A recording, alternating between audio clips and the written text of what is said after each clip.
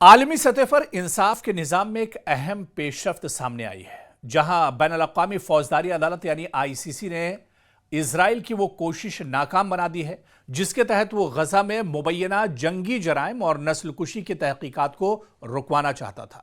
دراصل 2 سال تک لگاتار غزہ میں جنگ ہوئی ہے جہاں پر لاکھوں لوگوں کا قتل عام کیا گیا ہے، معصوموں کا قتل عام کیا گیا ہے، خواتین پر ظلم ڈھائے گئے ہیں، بزرگوں پر ظلم ڈھائے گئے ہیں، اور اسی نسل کشی کی جو تحقیقات ہو رہی ہے، جنگی جرائم کو لے کر جو تحقیقات ہو رہی ہے اسرائیل کے خلاف، دراصل اسرائیل اسے رکوانا چاہتا ہے۔ اسرائیل نہیں چاہتا ہے کہ وہ سچائی دنیا کے سامنے آئے اور دنیا یہ سمجھ سکے کہ کتنے بڑے پیمانے پر نسل کشی کی گئی ہے غزہ کے اندر، کتنے بڑے پیمانے پر خواتین اور بچوں اور بزرگوں کا خون بہایا گیا اسرائیل کے اندر، اور وہ نہیں چاہتا ہے کہ یہ رپورٹ سامنے آئے۔ اور اس فیصلے کو نہ صرف اسرائیل کے لیے ایک بڑا قانونی دھچکا قرار دیا جا رہا ہے بلکہ اسے فلسطینی عوام کے لیے انصاف کی جدوجہد میں ایک اہم سنگ میل بھی سمجھا جا رہا ہے، کیونکہ اسرائیل ایک طرف چاہ رہا تھا کہ انٹرنیشنل عدالت اس پر تحقیقات جاری نہ کرے، اس پر تحقیقات اور جانچ پڑتال نہ کرے جو کچھ غزہ میں ہوا ہے، لیکن انٹرنیشنل کورٹ نے ایسا کرنے سے منع کر دیا ہے۔ اور یہ بہت بڑا جھٹکا ہے اسرائیل کے لیے، بنیامین نتنیاہو کے لیے، یہاں تک کہ ڈونلڈ ٹرمپ کے لیے بھی بہت بڑا جھٹکا ہے جو ہمیشہ اسرائیل کے ساتھ کھڑے رہتے ہیں۔ اور ایسے میں آپ دیکھیں کہ اسرائیل نے قانونی طور پر ICC کے دائرہ اختیار کو چیلنج کیا ہے۔ مقصد یہ تھا کہ غزہ میں فلسطینیوں کے خلاف مبینہ نسل کشی اور جنگی جرائم کی تحقیقات کو پٹری سے اتارا جائے۔ اسرائیل کا موقف تھا کہ ICC کو اس معاملے میں تحقیقات کے لیے نئی نوٹیفیکیشن جاری کرنی چاہیے۔ 7 اکتوبر 2023 کے بعد کے واقعات پر پرانی اجازت لاگو نہیں ہوتی ہے۔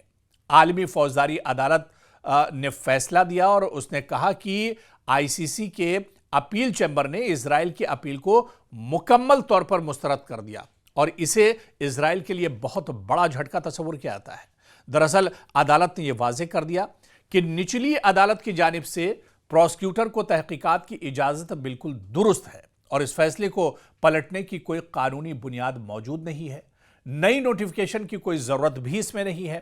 سال 2021 میں جاری کی گئی نوٹیفیکیشن، دراصل جو نوٹیفیکیشن تھی سال 2021 کی، وہ یہ بتاتی تھی کہ مقبوضہ فلسطین میں مبینہ جرائم کا احاطہ کرتی ہے، اور 7 اکتوبر 2023 کے بعد کے واقعات بھی اسی دائرے اختیار میں آتے ہیں جو 2 سال تک جنگ چلی اور اس میں قتل عام کیا گیا۔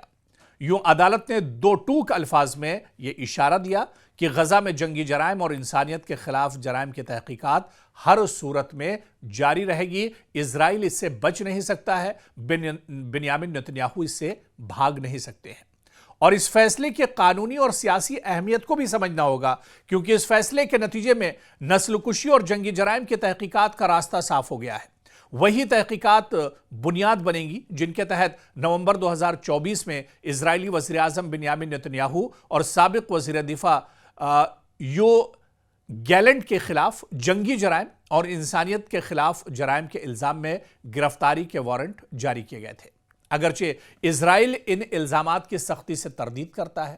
اور ہیگ میں قائم عالمی فوجداری عدالت کے دائرے اختیار کو تسلیم نہیں کرتا ہے، لیکن ICC کے مطابق، عالمی عدالت کے مطابق، عدالت کا اختیار مقبوضہ فلسطینی علاقوں پر لاگو ہوتا ہے، چاہے اسرائیل عدالت کو تسلیم کرے یا پھر نہ کرے۔ اور زمینی صورتحال کی بات کریں تو یہ فیصلہ ایسے وقت میں سامنے آیا ہے جب بظاہر جنگ بندی کے باوجود غزہ میں اسرائیلی جارحیت لگاتار جاری ہے، لگاتار خون خرابہ کر رہا ہے، ظلم کر رہا ہے اسرائیل غزہ کے اندر۔ اور اس کے علاوہ آپ دیکھیں کہ غزہ کی وزارت صحت کے مطابق سال 2025 11 اکتوبر کو جنگ بندی کے نفاذ کے بعد سے کم 391 فلسطینی جاں بحق ہوئے ہیں، 1000 سے زیادہ زخمی ہوئے ہیں، اور 7 اکتوبر 2023 سے اب تک 70,000 سے زیادہ فلسطینی شہید ہوئے ہیں، 1,70,000 سے زیادہ زخمی ہوئے ہیں۔ اور یہ اعداد و شمار اس انسانی المیہ کی شدت کو ظاہر کرتے ہیں جس کی بنیاد پر عالمی عدالت میں کیسز زیر سماعت ہے۔ عالمی فوجداری عدالت کے اس فیصلے سے واضح ہوتا ہے کہ طاقتور ریاستیں بھی بین الاقوامی قانون سے بالاتر نہیں ہیں۔ गजा में मुबैना जंगी जराइम पर एहतसाब का अमल जारी रहेगा और इजराइल की जानिब से कानूनी दबाव और रुकावटें डालने की कोशिश फिलहाल नाकाम हो चुकी है और ये इजराइल के लिए कहीं ना कहीं बहुत बड़ा झटका है। और अब दुनिया की नजरें इस बात पर हैं कि क्या आलमी बिरादरी आईसीसी के फैसलों पर अमल दरामद में किरदार अदा करेगी और क्या फिलिस्तीनी अवाम को आखिरकार इंसाफ मिल पाएगा। यह फैसला महज एक अदालती कार्रवाई नहीं बल्कि आलमी ज़मीर के इम्तिहान का एक और मरहला है। यानी कहीं ना कहीं अभी भी इजराइल कटघरे में खड़ा हुआ है और इजराइल को अपने गुनाहों का हिसाब देना होगा।